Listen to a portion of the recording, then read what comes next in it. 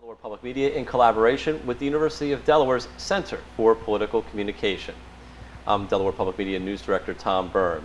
This conversation, taped on the campus of Delaware State University, focuses on the race for State Attorney General, and we are joined by Republican candidate Ted Kittila. Thanks very much for joining us on Candidate Conversations. Thanks for having me here, Tom. Well, we'll start with the most basic of questions. Why run for Attorney General? I'm really running this race for my two children. I have two children, 6 and 9-year-old, and I have my mother who lives downstate in southern Delaware. I'm running for them. I'm very concerned about the recent crime spree in in Wilmington, the crime epidemic there, the issues involving child and sexual predators. This year alone, I've been contacted 3 times by my children's school about a child predator working in the school. So I am very concerned. My view of it is I could not bear going into that election booth on November 4th and not seeing a viable candidate to pull a lever for, at least a choice for the citizens of the state of Delaware. One-party rule in the state has not worked. I am very concerned about the heroin issues that have been popping up throughout the state. So I am running really for the citizens of the state of Delaware and my family.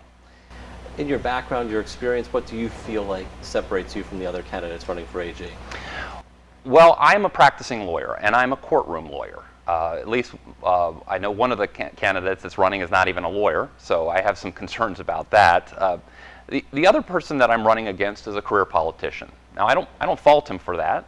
It's been very exciting doing this run, but I practice law every day, and that is my passion. I believe that this office needs somebody who is a practicing courtroom lawyer who can roll up her sleeves, run into that office and help out. And that's where my goal is really to roll up my sleeves and work side by side.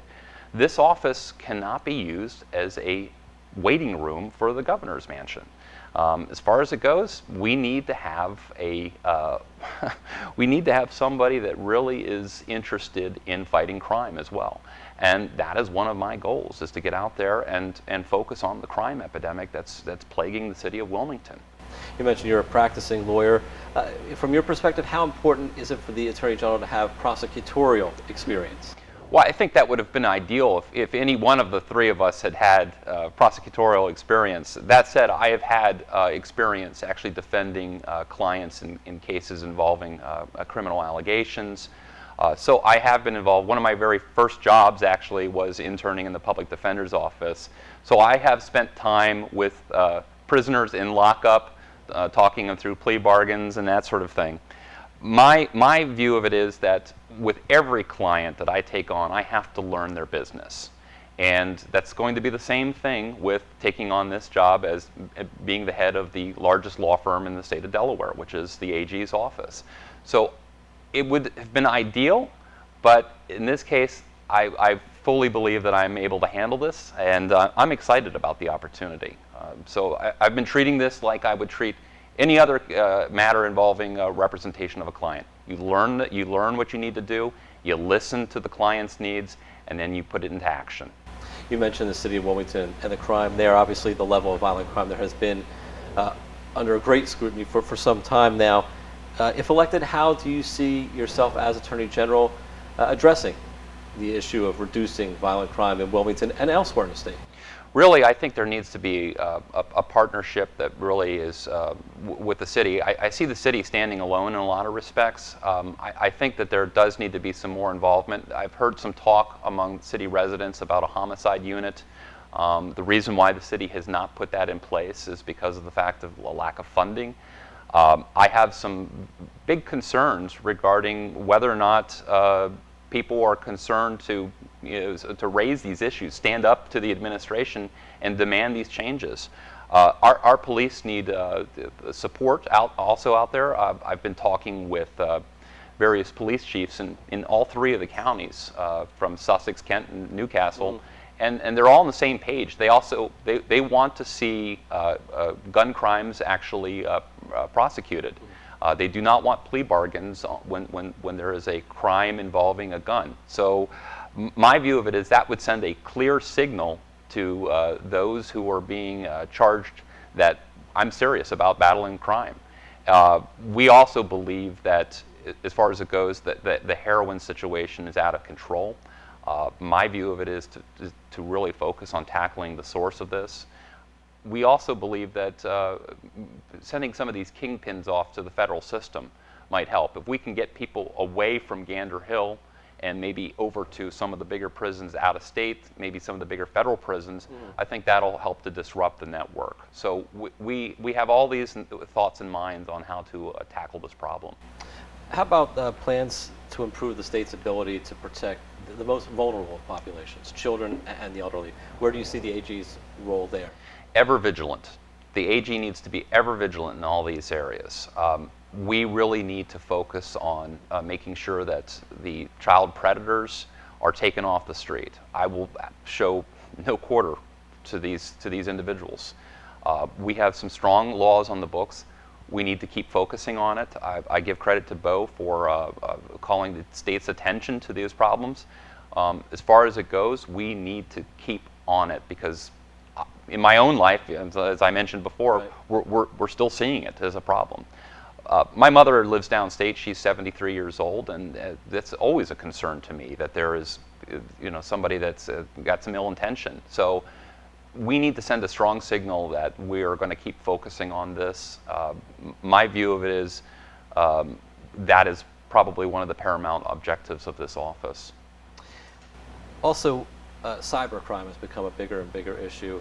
What do you see the AG's role in protecting people from things like identity theft and other internet-related crimes? Once again, I think we need to be ever vigilant. I really want to see the Attorney General's office being a place where people can come to and actually bring up these issues. I've said that a lot of times a disservice that you could give to a client is really sending them to the AG's office and saying, let them handle it. I really want to see the AG's office reinvigorated and excited about helping people and focusing on this. The real goal in this case is to maybe call some accountability to those merchants, some of those banks as well. If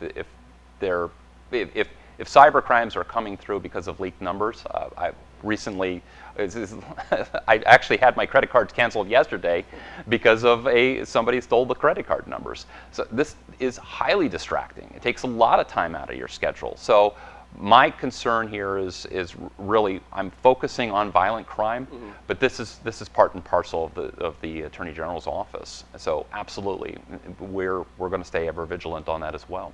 You've talked about advocating and agitating for changes that you think are important. What do you feel the Attorney General's role is in judicial reform, and perhaps more broadly, how active should the office be in helping craft and advocate for policy? Is there a role for an activist Attorney General? Well, the word activist Attorney General it sort of caused me to bristle a little bit as a conservative, but that said, this is a bully pulpit, and the people of the state of Delaware need an advocate that's on the other side. If I had been a Democrat and the administration had been entirely Republican, it's the same role. It's not healthy for the state to have one-party rule. So I see this as an opportunity to push for change. One of the biggest concerns that I have is jobs in the city of Wilmington. Potentially, if we could push to have that port expanded, if we could push to have jobs come in, I guarantee that will be part of the mission of the AG's office, is to constantly push for things that are outside of the box. It'll also give people an outlet. Come to me, talk to me, let me know what your issues are. I will stand up to the administration. I want to be the people's advocate for a reason. So I don't see myself lobbying down at Lake Hall. That's not my goal, is to be a lobbyist or a super legislator. My job is to be an advocate. So I do see myself advocating. I don't see myself trying to twist arms in Lake Hall to get the bills through. That's not my goal. But I will be the people's voice. Ted Kittila, Republican candidate for Attorney General, we thank you so much for your time today. Thanks so much, Tom. You can find all of our candidate conversations online at DelawarePublicMedia.org and DelawareDebates.org. Candidate conversations are taped at Delaware State University and are part of Delaware Debates 2014, produced by Delaware Public Media in collaboration with the University of Delaware's Center for Political Communications. I'm Delaware Public Media News Director Tom Byrne. Thanks so much for watching.